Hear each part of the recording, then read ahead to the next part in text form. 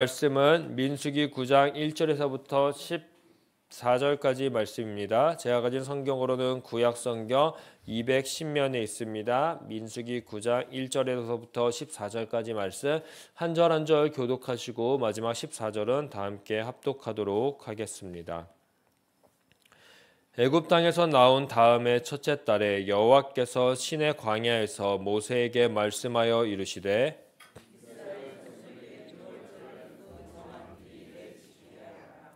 그 정한 기일 곧 이달 14째 날 해질 때에 너희는 그것을 지키되 그 모든 유례와 그 모든 규례대로 지킬지니라.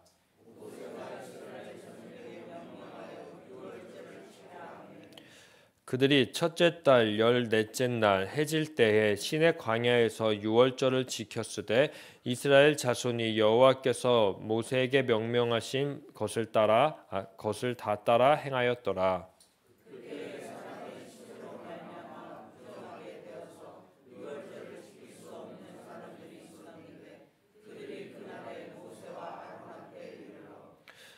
그에게 이르되 우리가 사람의 시체로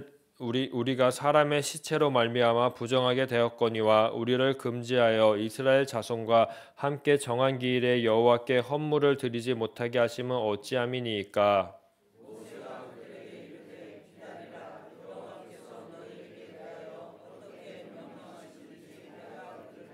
여호와께서 모세에게 말씀하여 이르시되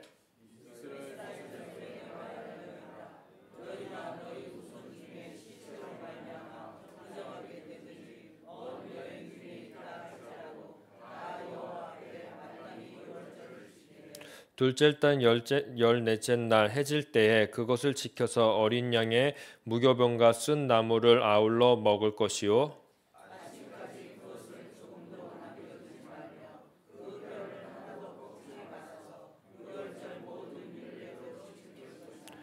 그러나 사람이 정결하기도 하고 여행 중에 있지도 아니하면서 유월절을 지키지 아니하는 자는 그 백성 중에서 끊어지리니 이런 사람은 그 정한 기일에 여호와께 헌물을 드리지 아니하였은즉 그의 죄를 담당할지며 여호와 앞에 유월절을 지키고자 하면 유월절 율례대로 그 규례를 따라서 행할지니 거류민에게나 본토인에게나 그 규례는 동일할 것이니라. 아멘. 우리는 현재 민수기 1장부터 8장까지 달려오면서요. 계속해서 점검한 것이 있습니다. 바로 우리가 누구인가라는 것입니다. 거룩인가 부정인가 정결인가 구별되었는가 하나님께 속했는가 하는 이 점검 말이지요. 이 점검 및 훈련을 마치니까요. 1, 2절을 보니까요. 하나님께서 모세를 부르십니다. 그리고 이스라엘 자손에게 정한 날에 유월절을 지키라고 명령을 하십니다. 운동 또는 전쟁으로 따지면요. 실전에 이제 앞서기 전에 열심히 준비를 한 것입니다. 실전에 나가기 전에 우리가 할 수 있는 모든 기술을 연마했고요. 우리가 어떤 팀인지 그리고 어떤 나라인지 결전을 앞두고 이제 소속 결속 단합을 위해 힘을 불어넣는 시간이 바로 유월절과 같습니다. 이제 진짜로 가나안으로 한 발 한 발 나아갈 때가 다가온 것입니다. 나아가기 위해 점검 및 훈련을 잘 마쳤습니다. 1장부터 8장을 통해서 말이지요. 이제 9장을 통해서 마지막으로 소속, 결속, 단합을 위해 힘을 불어넣어야 합니다. 이 의식, 이 절기가 바로 광야에서 드리는 유명한 유월절 절기입니다. 광야에서 드리는 유월절은요, 몇 번째 유월절입니까? 두 번째 유월절이라고 써 있습니다. 그렇다면 이스라엘 백성에게는 이미 첫 번째 유월절이 있었던 것입니다. 3절과 5절과 같이 애굽에서 나오기 전에 첫째 달 14일에 있었던 유월절이 이스라엘 백성들이 경험한 첫 번째 유월절입니다. 출애굽기 12장 6절을 보시면은 첫 번째 유월절은 출애굽한 해의 첫째 달 해 아비월 또는 니산월의 14일에 애굽에서 지켜졌습니다. 두 번째 유월절은요, 출애굽한 그 다음 해인 첫째 달 그 14일 즉 광야에서 오늘 지금 지키는 유월절인 것이죠.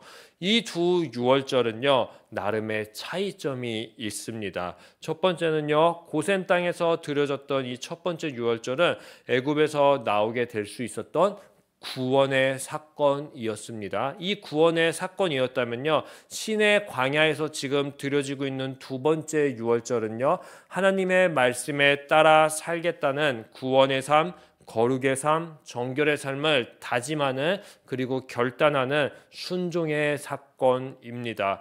광야에서의 유월절은 순종의 사건이기에 집집마다 어린 양을 잡아 문설주에 피를 발라가지고 그 바르는 이야기가 등장하지 않습니다. 그 이야기보다는요, 대신 3절 말씀과 같이 정해진 율례와 규례를 따라 유월절을 준수하라라는 좀 더 순종에 가까운 이야기, 하나님의 말씀을 듣고 그 말씀에 따라 살아가라는 그 순종의 이야기가 좀 더 강화됩니다. 대표적으로 무엇을 지켜야 됐을까요? 3절을 보게 되니 정해진 날을 무조건 지켜야 됐습니다. 첫째 달 14일 해질 무렵에 유월절을 지켜야 합니다. 본문에 또 나오지 않지만 흠없는 수컷 양을 또 잡아 준비했을 것입니다. 그리고 11절을 보게 되면 음식으로는요, 무교병, 누룩 없는 빵을 준비해서 쓴 나물과 함께 먹어야 됐습니다. 그리고 12절을 보게 되면요, 아침까지 남겨두지 말아야 됐고요, 또 어린 양의 뼈를 꺾으면 안 됐습니다. 마지막으로 6절과 7절이 계속 증언하듯, 그리고 민수기가 1장부터 8장까지 계속 강조했던 것처럼 정결을 쭉 유지해야 했습니다. 이처럼 광야에서의 유월절은요, 율례와 규례를 지키는 순종의 이야기로 가득 차 있습니다. 그런데 이 율례와 규례는요, 단순한 규칙이 아닙니다. 루틴이 아닌 것입니다. 수많은 날 중에 왜 하필요 첫째 달 14일로 정했을까요? 다른 날짜를 정해도 되는데요, 이것은 우리가 존재하는 이유, 우리가 어떻게 여기에 모이게 됐는지, 그리고 앞으로 우리가 어떤 방향으로 나아가야 하는지, 이 모든 초점이 우리를 구원한 하나님에게 있기 때문이다. 하나님에게 모든 것을 맞추기 위해서, 하나님 앞에 단합, 결속, 점검하기 위해서 이렇게 이 날을 고집하고 이 날을 계속 강조한 것입니다. 이 유월절이 얼마나 중요했으면요, 첫 번째 유월절에 없었던 새로운 또 규칙이 추가됩니다. 6절 이하에 나오는 부정하여 유월절을 지키지 못하는 자들, 그리고 먼 여행 중에 있는 자들을 위해 둘째 달 14일에 지키게 하라는 새로운 규정이 추가됩니다.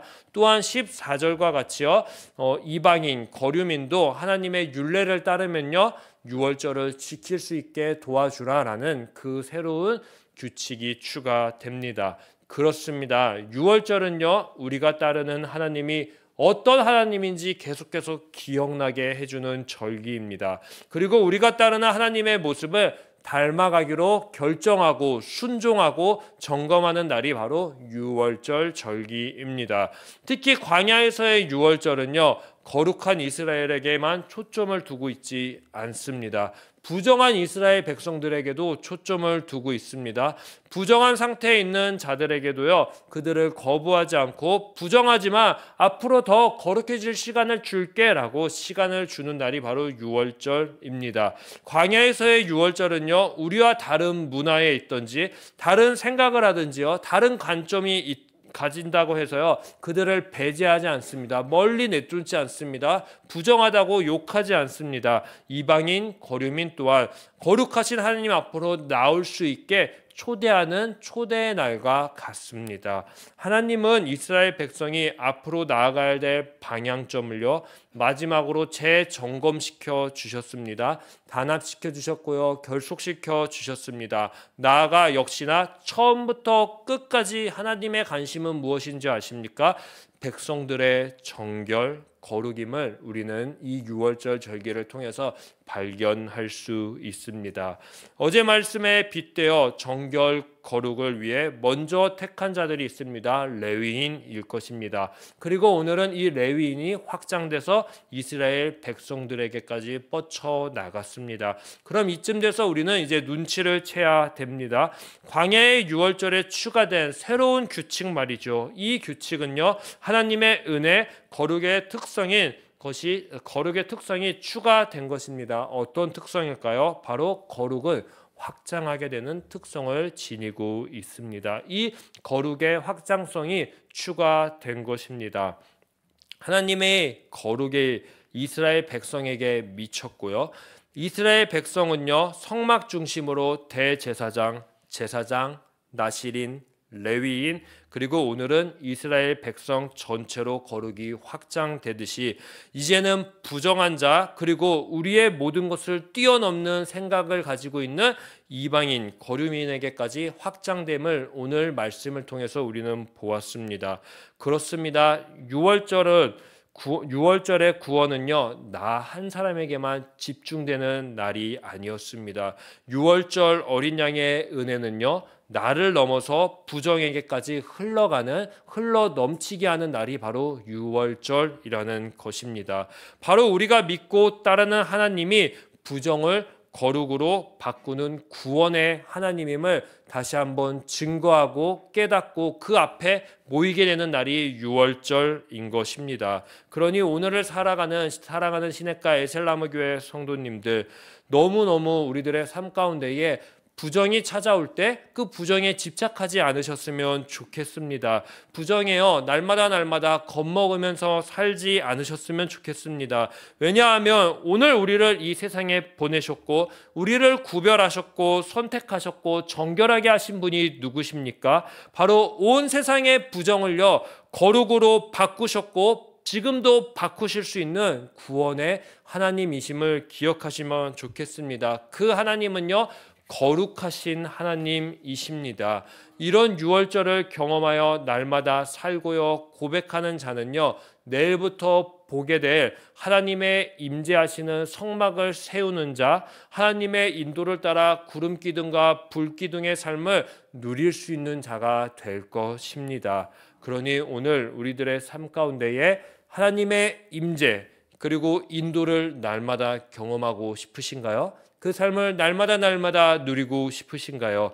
그러면요, 오늘 우리에게 주어진 이 날을요, 다른 날로 바꾸지 마시고 6월절로 바꾸어 주십시오. 우리의 삶에 하나님의 말씀에 순종하고요, 그리고 그 하나님의 말씀에 순종한 거룩한 그 말씀을 가지고 나에게만 적용하지 마시고 나만 살려고 노력하지 마시고 나를 뛰어넘어 내 주변에게까지 그 거룩한 하나님의 말씀을 흘려보내 주십시오. 특히 내 상식을 뛰어넘는 부정, 이방인 거류민에게 말이지요. 그럼 우리의 삶 가운데에 하나님의 장막이 그제서야 활짝 펼쳐질 것입니다.